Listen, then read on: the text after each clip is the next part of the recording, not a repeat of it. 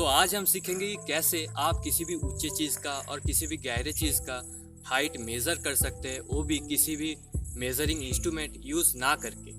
तो पहले हम जानेंगे उस फॉर्मूले को जिससे आप हाइट डिटरमाइन कर पाएंगे, और दूसरे में देखेंगे कि इसके लिए आपको क्या क्या कंडीशन याद रखना पड़ेगा, और लास्ट में देखेंगे इस चीज़ को कितना टीवी शोज और मूवीज़ में फॉलो किया जाता है। तो पहले आते हैं फॉर्मूले पर। According to Newton second equation of motion, height is equal to u0t plus half gt square. Here u0 is initial velocity जो कि 0 होगा, क्योंकि हम लोग जब ऊपर से किसी ऑब्जेक्ट को छोड़ देंगे तब उस पर कोई भी फोर्स नहीं डालेंगे। Now our formula is height is equal to half gt square. g is acceleration of gravity, so height is equal to 16t square। तो यहाँ पर टी है टाइम, जो कि आपको स्टॉपवॉच से काउंट करना पड़ेगा। जब आप ऊपर से इस पत्थर को छोड़ेंगे तभी स्टॉपवॉच को स्टार्ट करेंगे, और जब ये नीचे गिर जाएगा तभी स्टॉपवॉच को स्टॉप करेंगे। If t is equal to 1 then height is 16, if t is equal to 2 then height is 64।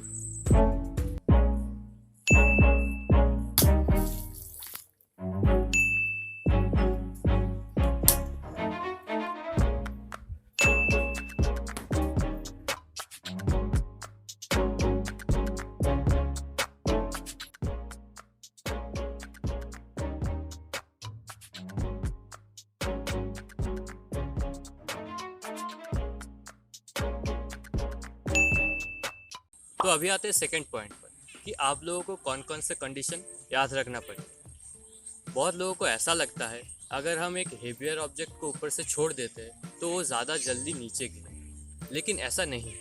तो हम लोगों ने एक ईंट लिया और एक पत्थर लिया, वो ईंट उस पत्थर से 20 गुना भारी था, लेकिन जब हमने उन दोनों को एक साथ ऊपर से छोड़ा तो वो दोनों एक साथ ही ज़मीन पर गिरे। Height is equal to 16t square, ये फॉर्मूला मास इंडिपेंडेंट है। तो अगर हम किसी भी लाइटर ऑब्जेक्ट जैसे कि बैलून का इस्तेमाल करते हैं तो क्या पत्थर और बैलून दोनों एक साथ ही गिरेंगे? नहीं, क्योंकि हवा यहाँ पर रेजिस्टेंस की तरह काम कर रहा है, इसीलिए बैलून धीरे गिरेगा।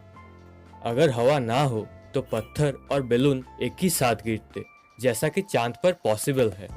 अपोलो मिशन 15 पर कमांडो डेविड स्कॉट ने ये एक्सपेरिमेंट किया था। Well, in my left hand I have a feather, in my right hand a hammer. And I guess one of the reasons we got here today was because of a gentleman named Galileo a long time ago, who made a rather significant discovery about falling objects in gravity fields.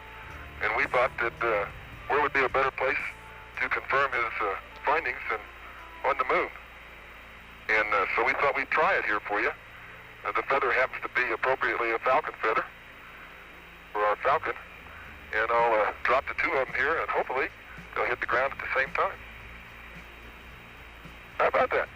तो इस experiment के लिए आप लोगों को कोई भी solid object use करना पड़ेगा, जैसा कि पत्थर, लकड़ी का टुकड़ा, जो कि हवा से इफेक्टेड ना हो। अभी आते हैं लास्ट पॉइंट पर कि इस चीज़ को कितना मूवीज और टीवी शोज में फॉलो किया जाता है।